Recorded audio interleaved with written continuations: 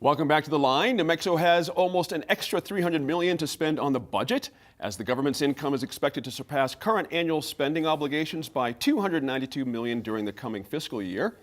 Now, the windfall of new money, according to economists, comes from a revival of the oil industry. And Senator Snyder, a House Budget Committee has endorsed a spending plan. On Wednesday, it passed overwhelmingly. Interesting, we've got raises coming for teachers, and some other folks' corrections are getting a bit of a bump as well.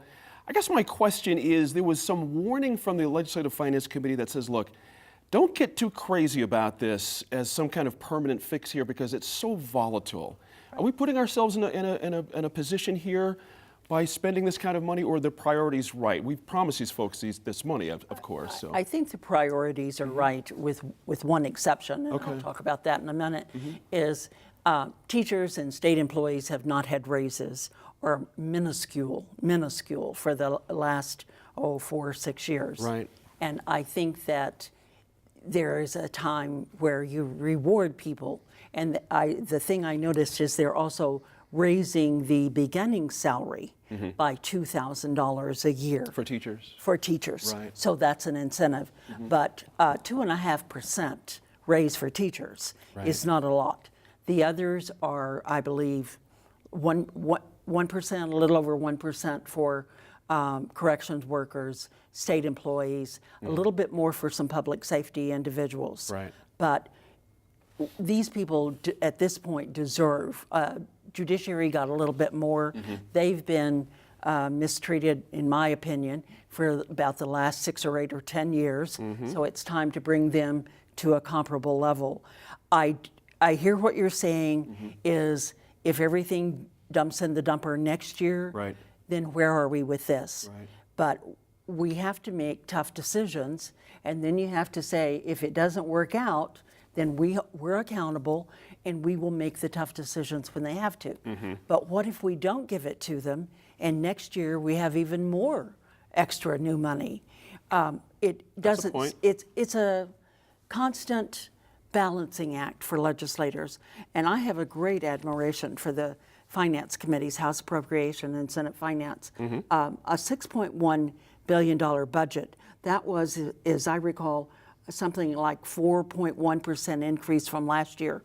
That's not a significant hit, Gotcha. not a big increase, and it covers some of the things. The only thing I noticed, and concerns me a great deal, is they only put in $80 million for roads and infrastructure. When you think about it, we talk about education as the basis for everything.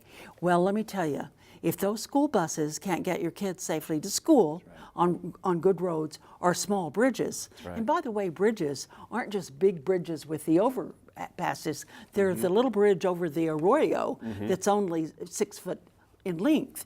Also, what if ambulances can't get there? Right. We saw this I guess 10 or 12 years ago, back when Ruidoso had some flooding, and we couldn't get ambulances into the community. That's right. So we need to think, and right now our bridge, we keep getting a national report, we keep getting C's and D's on our infrastructure.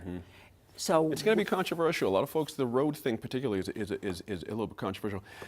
Sophie, Senator mentioned judiciary, but then also prosecutors and public defenders, 3.2% bump there. That's been coming for a while, and we've talked about that here at this table for a while, When too. you say that's been coming here for a while, and this is true, just to pick up on what's already been said, these raises don't even come close to making up for the cost of living changes that we've seen over the period during which state employees have not gotten raises. Right. So it is wonderful and necessary. Sure. Absolutely. Nobody's going to say, I don't want this raise. But 1% of a person's salary when they're making not very much, 2% making Right. not very much, Right. even 4% when they're not making very much. Yes, we can expect that money will be spent in our community. For the most part, it's going to become a type of stimulus for our local economy.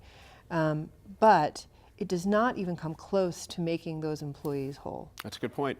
Mary, interesting little side note here. The DA's office here in Albuquerque is going to expect a little over $3 million to help with the backload that's been well documented, and our DA has said we need some help with this. That's an interesting little turning point there.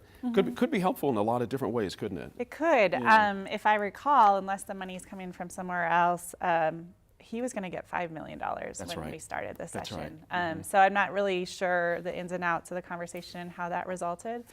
But yeah, I mean, it's still $3.5 million more than he would have had, or three plus million. And so there is the case backlog. I think that the criminal justice and crime issue here has had a lot of people have put forward a lot of symptoms for why that has happened on Right. every front. For police, the shortage, That's right. the DA's backlog, and other factors. And so this will, I hope, I think, how can you not hope that this will be That's right. able to kind of curb some That's of the right. crime in the city. There's process issues. Money can't fix every process issue, but it's a Yeah. start. That's for sure. And certainly in terms please. of recruitment, I mean, just Right. to pick that up, we have recruitment problems with APD, less so from what I understand in other departments across the state, but terrible recruitment problems for the prosecutors all over the state, terrible recruitment problems for PDs, public defenders all over the state. Yep. And it can be difficult to get someone to move to Hobbs That's right. if you can't offer them a reasonable salary. That's right. And so, the hope is that it won't just be going into, the hope is it'll go into hiring as well to help to relieve those backlogs. Dan, court personnel, nurses, social workers, 4.5%. To Sophie's point, if you're not making much already, that's it's welcome certainly, but it's not going to put you way over the top. But I go back to my original question though. Does this suit you as proper use of this extra money out there? Okay, why not? First of all, I've long been an advocate that I'm not a fan of everybody gets 2%. I think we need to be, it's times that you start looking at what's working and you fund that at the way it should be funded, and you look at the things that aren't working and say, we got to change that. Right. This whole, how do we give everybody 1.5%?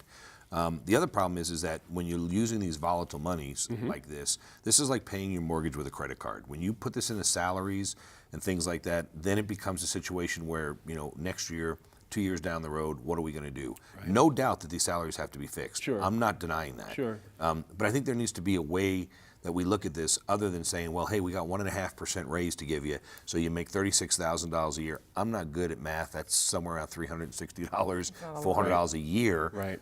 Which doesn't really mean much to the individuals, but means a lot to the budget. And I think at the end of the day, It's also not going to keep you from moving to Texas or no, it's Arizona. not at all. for And a I bump think that at would the end of the day that we've got a real, I think that until the state figures out, what its priorities really are, who do we want to be when we grow up? We've talked about this a million times. I think that it also comes back to there's not a real trust of politicians. I mean, when you see the DA in Bernalillo County saying, look, I need this money, which no one denies that he needs, but then you find out that he's asking for, he's asking for 10 new positions or something? Well, he's got 18 that are unfilled. Right. So, I mean, do you need 28 new people or do you need 18? Yes. So, I mean, and this is kind of what happens, right? It's just that came out in the news, but that's what happens when there's more money. We don't necessarily go out and give it to the people who need it. We try to make the pie a little bit bigger. Well, give me the authority to hire 10 more. Give me the authority to hire 10 more. Right. And all of a sudden we got these numbers. He's got 18 jobs that need to be filled, I think was the number in the story. And he's asking for 10 more people, so that's going to give him 28 when he's had 18 that haven't been filled. Let's fund the 18 if that's what he needs. Let's get him the 18. Let's give them time to do their job, and then let's say, well, why do you need the 10 more? That's right. That's right. Diane, you mentioned in your bit earlier about education, $15 million for pre-K. And I don't think there's much argument that we could use a boost in pre-K. Does that feel like enough to you, or is it just a start, as they say? I have to tell you, I have a little different perspective on pre-K than most people, and you probably will get tomatoes and eggs thrown at your cameras. We're used to it. Okay. Especially when I'm with you. We get it all the time. But I grew up, we had kindergarten when I was in grade school. Sure. But that was a rather limited amount of people went to kindergarten. Most of us went through 12 years of school, went on to college, went on to trade schools, or went to work farming. We didn't need 3 or 4 years of pre-K to get us ready for kindergarten or for first grade. Well, with all due respect, things have changed a lot. Women have entered the workforce in a dramatically larger set of numbers. The people are not necessarily at home and able to prepare their children the way that they once did. Okay, let me finish. Ask you not- if you could do it in 20 seconds. Okay, but I'm saying Difficult is, one. I'm not sure that I haven't seen that 3 more years or 2 more years in addition to kindergarten is needed. Let's see, are those kids being successful? And I haven't seen the documentation that shows that they are. If it is working, then we look at it. But then you move into, if we keep putting money in, at some point, we're truly going to have to go to the funds, to our permanent funds, to get money to fund it. We don't have enough money in disposable funds. Gotcha. We'll have to end it there.